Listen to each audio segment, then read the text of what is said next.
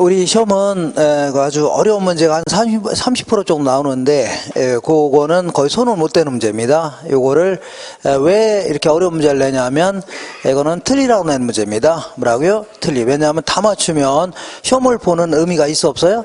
없죠. 그러니까 제가 특강할 때 잠깐 얘기했는데, 자, 우리 한 30% 문제는 아주 어려운 문제입니다. 요거는 거의 손을 못 댈 정도고, 그리고 또한 손 댔다가는 오히려 역효과가 나타납니다. 다른 걸 못 풀고 이렇게 됩니다. 그죠? 괜히 손 대는 게, 손 안 대는 게 좋습니다. 이렇게. 그리고 한 30% 정도 문제, 작년 같은 경우는 한 40% 정도 문제가 있는데, 29회 시험을 딱 보세요. 이게 중간중간에 매우 쉬운 문제들입니다. 딱 보는 순간 공부 좀 하면 다 맞출 수 있는 문제입니다. 요거.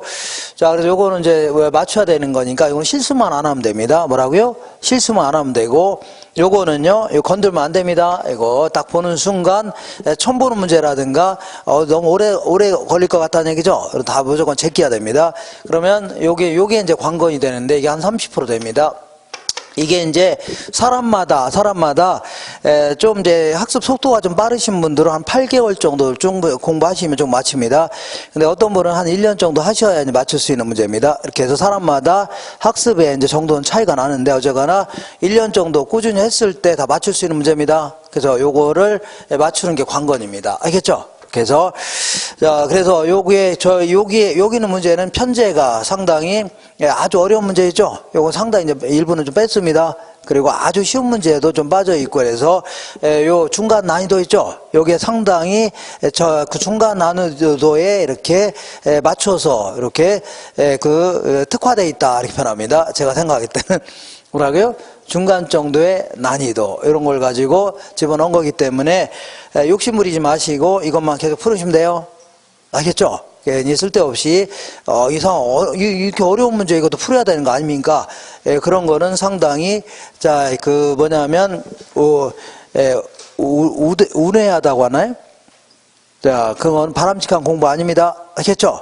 이렇게 어디를 볼 거냐면, 자, 거기에 볼게요. 거기에 32페이지 한번 보겠습니다. 32페이지에 부동산 수요 공급 이론 있어 없어요? 있죠? 요걸 공부할 겁니다. 이렇게. 자, 수요 공급 이론에서는 한 5문제 전후로 해서 나오는데, 요거, 자, 처음에 어렵게 느껴지지만 좀 하다 보면 별거 아니라는 걸 느껴질 겁니다. 좀 하다 보면. 자, 일단 이렇게 볼게요. 경제 현상을 분석하기 위한 많은 변수들이 있는데, 소득이 변해 나가는 수치들 있죠? 요걸 변수해 줍니다. 소득이라든가 인구라든가 이런 걸 답하라고요? 변수라는데, 이런 변수들은 어떤 경우는요, 일정 기간을 딱 명시해야만 분명히 된다는 얘기죠? 이거 뭐라고요? 유량 변수라는 겁니다. 뭐라고요? 유량 변수. 자, 영어로는요, 일정 기간, 흐름, 이걸 나타내는 플로우 해줍니다. 예를 들어서 어떤 여자분이, 어떤 아줌마가 동네 아줌마들 모여놓고서 우리 남편 급여가 1,000만 원입니다. 이렇게 했더니 동네 아줌마가 되게 부러웠다는 얘기죠. 근데 알고 봤더니 이게 월급이 아니라 뭐였다는 얘기예요? 연봉이었다는 얘기 아닙니까? 그러니까 말을 하려면 똑바로 해야 되죠. 1년 동안의 연봉이 1,000만 원입니다. 이렇게 해야 되죠. 이러고 뭐라고요? 유량 변수라는 겁니다. 그 다음에 이번엔 특정 시점을 딱 명시해야만 분명해지는 이러한 변수를요, 저량 변수라는 겁니다. 영어로는요, 특정 시점의 존재량, 이런 걸 나타내는요, 스탁 해줍니다. 그래서 어떤 지역에, 예를 들어서 안산 지역의 인구가, 자, 이 62만 3,322명이다. 이거는 잘못된 표현입니다. 왜냐하면 인구라는 건 계속 변해야 안 변해요? 변하죠. 어제 이사 온 사람이 있고 내일 또 이사 간 사람이 있을 거 아닙니까? 항상 특정 시점을 딱 명시한 다음에 그 날짜의 인구가 얼마냐 이렇게 해줘야 되죠. 이걸 뭐라고요? 저량 변수다. 예를 들어서 우리가 이제 공부하고 있는 부동산의 가격이 예를 들어서 120억이다. 이런 거는 잘못된 표현이죠. 왜냐하면 가격은 계속 변해요, 안 변해요? 계속 변할 거 아닙니까? 그러니까 이 부동산의 가격이 작년 말 아니면 저번 달 말 기준으로 해서 123억이다. 이렇게 해야 되죠. 이런 걸 답하라고요. 저량 변수입니다. 이렇게 경제학에서 이렇게 분석하는데, 물론 주택시장에서는 예외적으로, 일반 경제학과는 예외적으로 주택은 새롭게 만드는 데는 시간이 걸려요, 안 걸려요? 꽤 걸리죠. 그리고 내구성이라는 이런 성질이기 때문에 한번 지어놓으면 한 30년이고 50년 계속 쓸 수 있는 거죠. 그러다 보니까 어떤 경우는 특정 시점에 존재량 가지고 분석하기도 합니다. 어떤 경우는요, 새로 지어서 그 기간에 걸쳐서 몇 년에 걸쳐서 새로 지어놓은 아파트 있죠. 요걸 가지고 분석하기도 합니다. 이거는 이따가 문제를 통해서 확인하시고, 이번에 이런 얘기를 해볼게요. 어떤 지역이 딱 있습니다. 지역이 딱 있는데 갑이라는 사람이 여기다가 이제 대림 아파트 딱 구입하려고 합니다. 무슨 아파트라고요? 대림 아파트. 요거를 X제 해줘 볼게요. 뭐라고요? X제. 자, X제 이렇게 해줄게요. 물론 이 사람은 1억을 갖고 있으면서 좀 대출 좀 끼고 이제 구입하려고 합니다. 그러면 우리 같은 수요자 입장에서, 갑 입장에서를 수요자 입장이라 할게요. 누구 입장이라고요? 수요자 입장에서 Q라는 게 퀀터티에서 수량을 얘기합니다. X제의 소비량, 여기서 수량은 소비량 생각할게요. X제의 소비량을 결정할 수 있는 것들은 굉장히 많이 있을 겁니다. 이렇게 이런 것들에서 영향을 받는다는 얘기죠. 먼저 이 사람이 1억 가지고 몇 평 정도 구입할 수 있나? 구입량에 영향을 주는 것이죠. 쭉 나열을 하겠답니다. 먼저 P라는 게 가격입니다. X제의 가격. 대림 아파트 가격이 비싸면 평수 줄여야 되죠. 싸면요 늘려 구입할 수 있네요. 그 다음에 소득 수준. 이 사람이 원래는 여기다 30평을 구입하려고 했는데 올해 이 사람이 대리에서 과장으로 승진했습니다. 그래서 회사에서 월급을 100만 원 더 준답니다. 그러면 나중에 소득이 증가하니까 나중에 갚을 능력도 충분하죠. 돈을 더 많이 빌려서 아파트 큰 평수 구입할 수도 있겠네요. 이번에는 P는 P인데 가격인데 주변에 있는 다른 제와의 가격. 이 사람이 원래 요걸 구입하려고 했는데 어느 날 어디 갔다 오다 보니까 주변에 삼성 아파트도 짓고 있는답니다. 그래서 요거를 Y제 해줘 볼게요. 문제라고요? Y제. 그래서 요거를 현수막이 걸려 있어서 물어봤더니 똑같이 생겼는데 비슷한 지역인데 굉장히 싸게 분양한답니다. 요거 살래다. 요거 살 수 있어 없어요? 있죠. 영향을 준다는 얘기입니다. 이런 거 외에도 이자율이라든가 세금이라든가 소비자의 선호도, 아니면요 소비자의 예산 같은 거 있죠. 이런 거 전부 다 영향을 줄 수가 있는 겁니다. 이렇게. 이때 수요 곡선이라는 게 뭐냐면, 수요 곡선은 어떤 재화의 소비량에 영향을 주는 여러 가지 요인들을 요놈과 이런 거 딱 쪼개본 다음에 얘네들은 일단 고정돼 있다고 가정하고 얘와 얘 간의 관계만 그래프로 한번 그려보겠다는 얘기입니다. 이렇게. 여기다 가격, 얘는 뭐라고요? 수량. 이런 식으로 그리기 시작했습니다. 마샬이라는 사람이. 갑이라는 사람 입장에서 볼게요. 이 사람은 평당 1,500만 원일 때는 30평짜리 구입하려고 했는데 만약에 1,200만 원 정도로 떨어진다면요 50평짜리를 구입할 의사가 있다. 그래서 어디가 있어요? 이렇게 그려진 게 뭐라고요? 수요 곡선이라는 겁니다. 근데 시장에서는 아파트 구입하려는 사람이 값만 있는 건 아니겠죠? 이 사람들의 수요곡선을 모조리 합친 걸 뭐라고요? 이거를 시장 전체의 수요곡선 이렇게 얘기합니다. 아시겠죠? 이렇게 정리하시고 이번에 이쪽으로 다시 올게요. 이렇게. 이번에는 여기다가 이제 대림, 요걸 안 했네요. 정신없네요. 지금까지는 이것들이 고정돼 있다고 가정했죠? 그죠? 근데 이것들이 변하게 되면 예를 들어 소득 같은 게 변하면 대리에서 뭘로 승진했다고요? 부장으로 승진하게 되면 원래 1,500만 원일 때는 30평 구입하려다가 더 큰 평수 구입할 수 있죠. 1,200만 원이라면 50평 구입하려다가 60평짜리 구입할 수 있겠네요. 그러니까 지금부터 나머지 요인들은 고정되어 있다고 가정했는데 얘들이 변하면 곡선 자체가 움직입니다. 그래서 곡선 자체가 오른쪽 아니면 뭐라고요? 왼쪽으로 이렇게 움직이는데 오른쪽으로 가는 걸 뭐라고요? 수요가 증가했다 입니다. 왼쪽으로 가는 걸 뭐라고요? 수요가 감소했다. 그리고 가격이 변하면 곡선 상에서 움직입니다. 이걸 뭐라고요? 수요량이 변했다. 다시 할게요. 가격이 변하면 어디서 변한다고요? 곡선 상에서 움직입니다. 이걸 뭐라고요? 수요량이 변했다. 근데 가격 이외의 다른 요인이 변하면요 곡선 자체가 움직입니다. 이걸 뭐라고요? 수요가 변했다 해주는 겁니다. 알겠죠?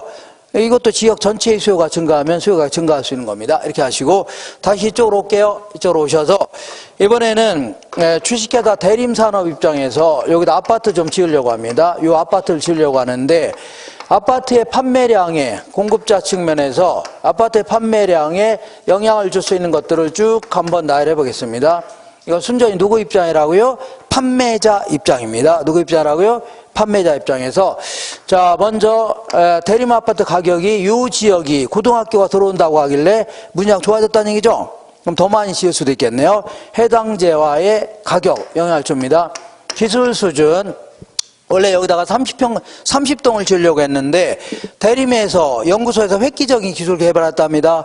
그래서 자, 똑같은 건축 자재를 가지고 30평을 짓는다 하더라도 기술이 무척 향상되는 바람에 돈이 남는다입니다. 그럼 더 많이 지을 수 있는 거죠? 영향을 준다는 얘기입니다. 그리고 생산 요소의 가격. 자, 생산 요소라는 게 자, 이 대림산업 같은 경우는 거의 자재의 반을 외국에서 수입한다고 친다. 근데 올해부터 갑자기 자재 가격이 폭등했습니다. 그죠? 그럼 자재 구입하는데 너무 돈을 많이 써야 되죠? 아무래도 자, 아파트 좀 덜 판매할 수밖에 없네. 덜 생산할 수밖에 없다. 이런 게 영향을 준다는 얘기입니다. 이거 외에도 이자율이라든가 세금이라든가 공급자 측면에서 예상, 기후라든가 이런 거 다 영향을 줄 수 있는 겁니다. 이때 이것도 마찬가지로 공급 곡선이라는 게 뭐냐면 요놈과 요놈으로 쪼개본 다음에 얘네들은 고정되어 있다고 가정하고 얘와 얘 간의 관계만 그래프로 그려볼 수 있죠. 그러니까 이거 누구 입장이라고요? 대림 입장에서 가격과 공급량인데 이 회사는 평당 한 1200만 원일 때는 30동을 지으려고 했습니다. 근데 주변에 대학교가 들어온다고 해서 가격이 폭 좋아졌다는 얘기죠. 가격이 좋아지면 50동을 지을 회사가 있다. 이렇게. 자, 그래서 어떤 식으로 하고요? 이런 식으로 그려집니다. 이걸요, 공급 곡선이라는 겁니다. 되셨죠? 이때 시장에서는 아파트 공급하려는 회사가 대림만 있는 건 아니겠죠? 조 지역에 삼성도 있고 현대도 있고 대우도 있을 거 아닙니까? 얘들 다 합친 게 뭐라고요? 시장 전체의 뭐라고요? 공급 곡선이 되는 겁니다. 시장 전체의 뭐라고요? 공급 곡선. 이때 자, 얘 만약에 이 점에서 이 점으로 이동했다. 그럼 가격이 올라서 그런 겁니다. 그러니까 해당 재화의 가격이 변하면 곡선 상에서 움직이는데 이걸요 공급량이 변했다집니다. 뭐라고요? 공급량. 근데 나머지 요인들이 변하게 되면 예를 들어 기술이 부쩍 향상됐다. 그러면 원래 1200만 할 때는 30동 지으려다 40동 지을 수 있죠. 1500만 할 때는요 50동 지으려다 60동 지을 수 있겠네요. 그래서 나머지 요인들이 변하게 되면 그때는요 곡선 자체가 오른쪽 아니면요 왼쪽으로 움직입니다. 자, 지금부터 오른쪽으로 간 걸요 공급이 증가했다. 왼쪽으로 간 걸 뭐라고요? 공급이 감소했다. 다시 할게요. 얘가 변하면 곡선 상에서 움직입니다. 나머지 요인이 변하면요 곡선 자체가 움직입니다. 그렇죠? 그래서 얘가 변할 때를요 공급량이 변했다. 얘가 변할 때를요 공급이 변했다 해줍니다. 이렇게 해서 자, 지금까지 한 거를 가지고 문제를 좀 풀어보겠습니다. 32페이지 보겠습니다. 32페이지. 부동산 수요 및 공급이다. 볼게요. 1번. 다음 중 저량 경제 변수는 모두 몇 개인가? 자, 볼게요. 자, 거기 그 비어있죠 하나가 첫 번째 점에 주택 재고량 적어 놓으세요. 뭐라고요? 주택 재고량. 항상 재고량 하면요 특정 시험의 존재량을 얘기합니다. 그죠? 이거는요 저량 변수입니다. 뭐라고요? 저량 변수. 오른쪽에 건물의 임대료 수입은 한 달간의 임대료인지 1년간인지 분명히 해줘야 되죠. 이거는요 유량 변수입니다. 유량. 그다음에 자, 가계라는 게 소비의 주체를 얘기하는데 어쨌거나 자산, 부채, 자본 이런 것들은 계속 변동되는 겁니다. 그렇기 때문에 항상 특정 시점을 명시해 줘야 돼요. 그러니까 요거는요 저량 변수입니다. 뭐라고요? 저량 변수. 그 다음에 근로자의 임금은요 한 달간의 급여인지 연봉인지 분명히 해줘야 되죠. 요거는요 유량 변수입니다. 그 다음에 도시 인구 규모도 자, 인구도 항상 계속 변하죠. 그러니까 특정 시를 명시해서 자, 그 얘기해야 됩니다. 이것도요 저량 변수입니다.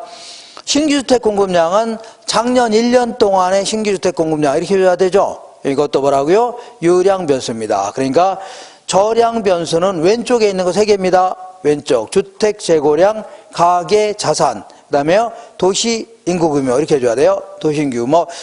자, 그다음 2번 볼게요. 아파트 시장에서 수요 곡선을 좌측으로 이동할 수 있는 요인은 모두 몇 개인가? 자, 볼게요. 첫 번째, 수요자 실질 소득이 증가했다. 그러면 수요가 증가할 수 있죠. 자, 다시 할게요. 이렇게 지저분하니까.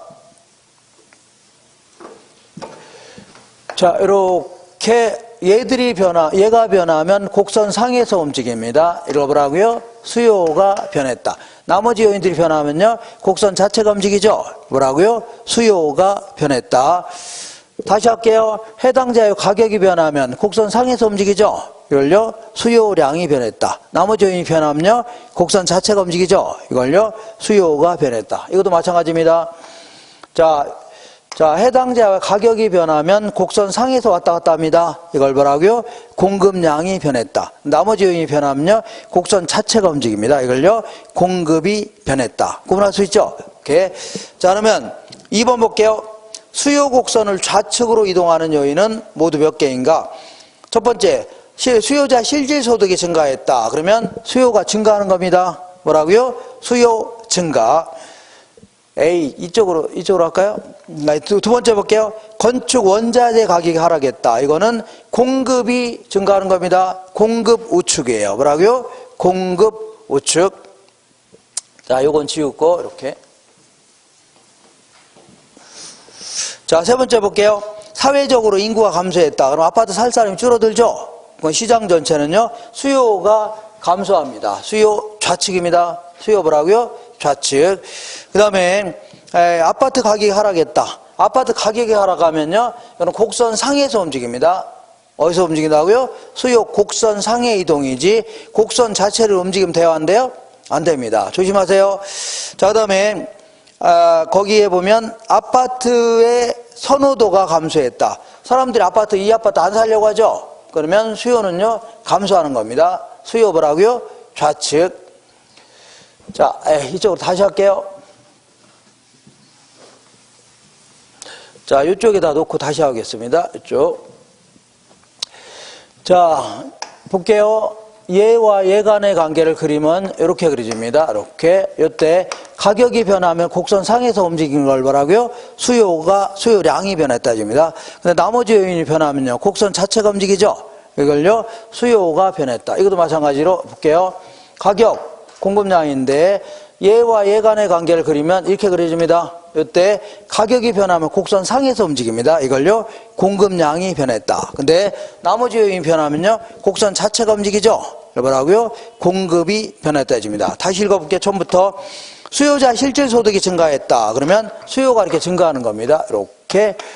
그 다음에 두 번째, 건축 원자재 가격이 하락했다. 이거는 공급이 증가합니다. 공급이 우측으로 하는 겁니다. 사회적 인구가 감소했다. 이거는 수요가 감소합니다. 뭐 감소한다고요? 수요. 아파트 살 사람이 줄어들 거 아닙니까? 시장 전체에는 수요가 감소입니다. 이렇게 수요 좌측입니다. 수요 좌측. 그 다음에 아파트 가격이 하락했다. 이거는 곡선 상에서 움직입니다. 뭐라고요? 곡선 상. 그 다음에 아파트 선호도가 감소했다. 이거는요, 수요 좌측입니다. 수요 감소하니까 수요 뭐라고요? 좌측.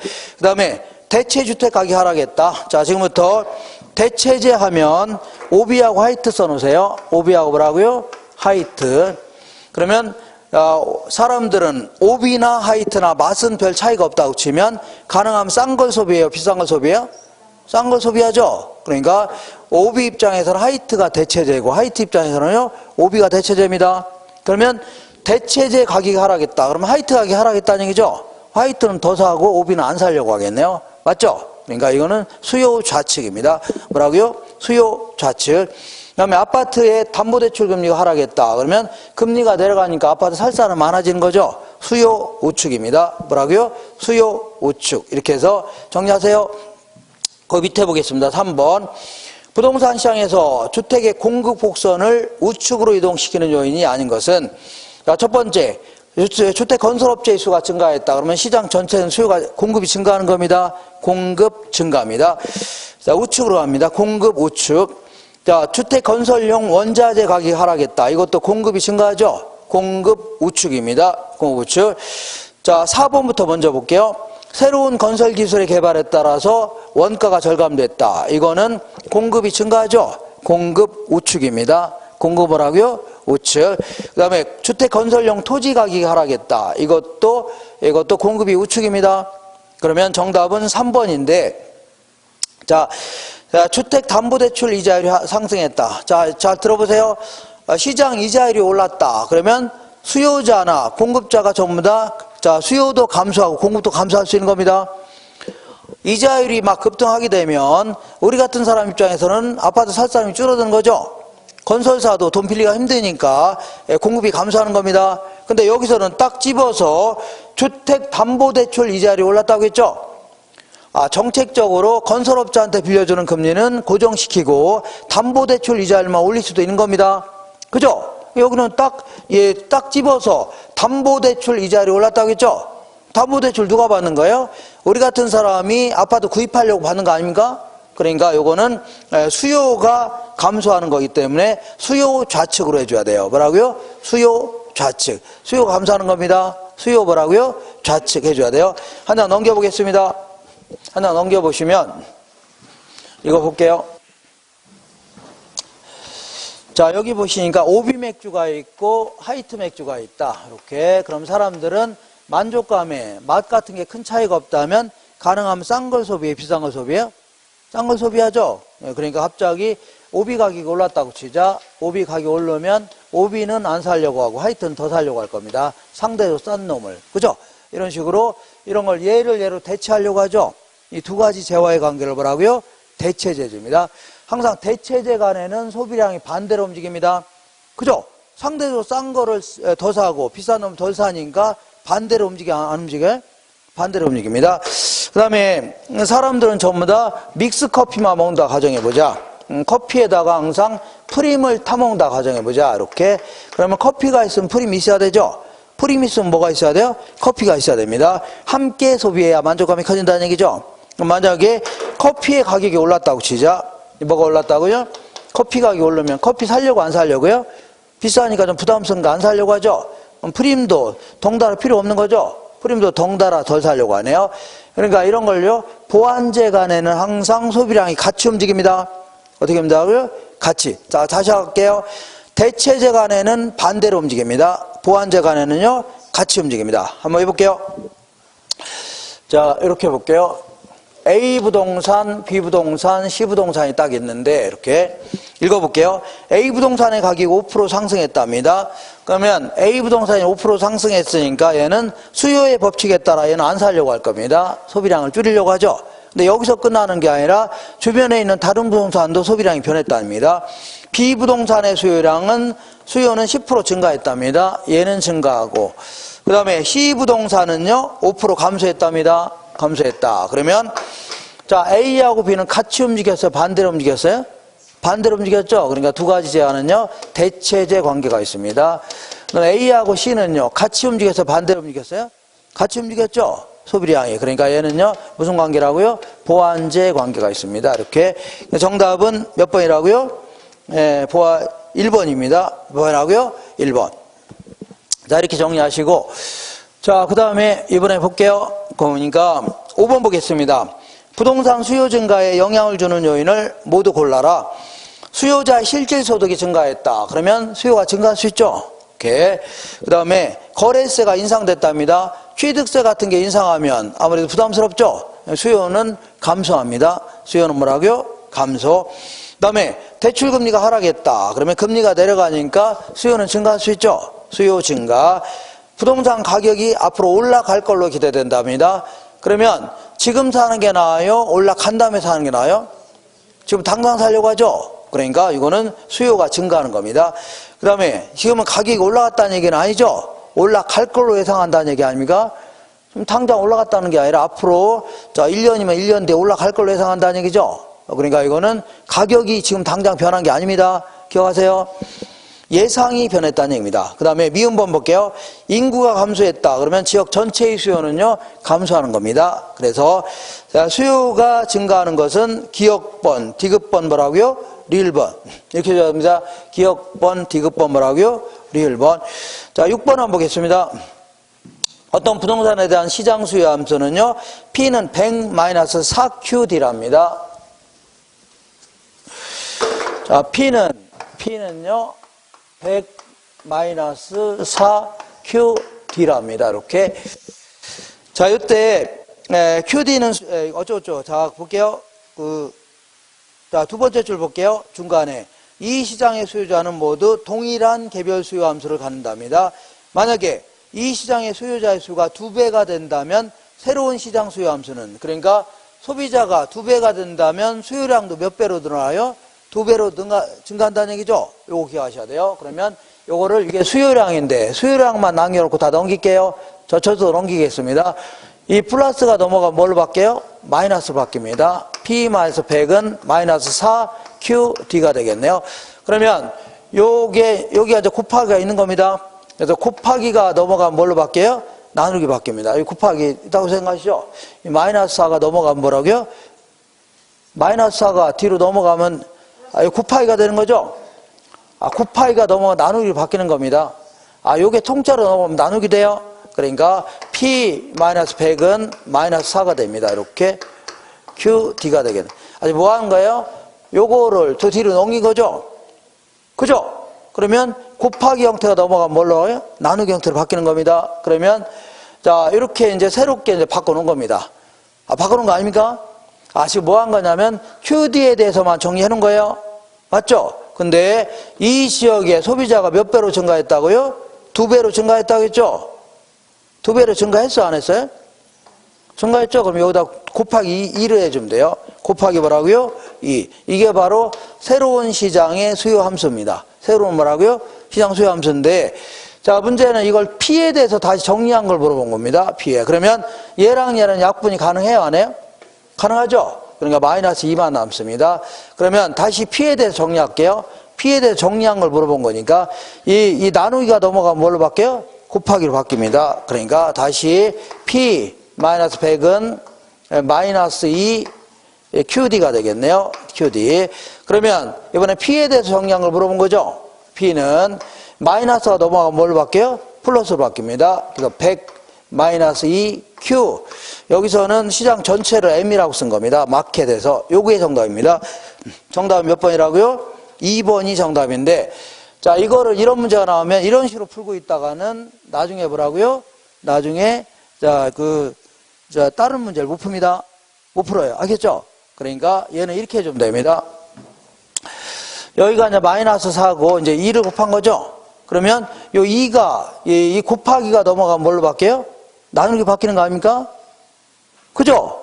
그러니까 2를 여기다 넘어가면 2분의 1이 되는 겁니다. 그러니까 다 필요 없고 이런 거 하는 거 아닙니다. 하지 마시고 무조건 소비자의 수가 2배로 증가했다. 그러면 여기다가 2분의 1을 곱하면 됩니다. 만약에 10배로 증가했다. 그럼 뭐라고요? 10분의 1을 곱하면 돼요. 여기다가 곱하면 돼요. 그 다음에 10,000배로 증가했다. 그럼 뭐라고요? 10,000분의 1 곱하면 돼요. 알겠죠? 10,000분의 1. 자, 그러면 얘랑 약분이 가능하니까 마이너스 2만 남는 겁니다. 그럼 마이너스 2Q가 되겠네요. 마이너스 2QD. 알겠죠? 오케이. 자, 여기 한번 물어본 적이 있었는데, 그 사람들이 거의 다 틀렸습니다. 뭐라고요? 근데 저랑 공부한 사람들은 거의 다 맞췄어요. 그래서 하도 신기해서 어떻게 맞췄어요? 그랬더니 무진장 잘 찍었답니다. 어떻게 2번을 다 찍었습니다. 그래서 2번이 정답이에요. 알겠죠? 그러니까 지금은 만약에 똑같은 문제를 물어본다면 무조건 이렇게 해줘야 돼요. 어떻게 하냐면, 자, 볼게요. 여기가, 자, 4죠?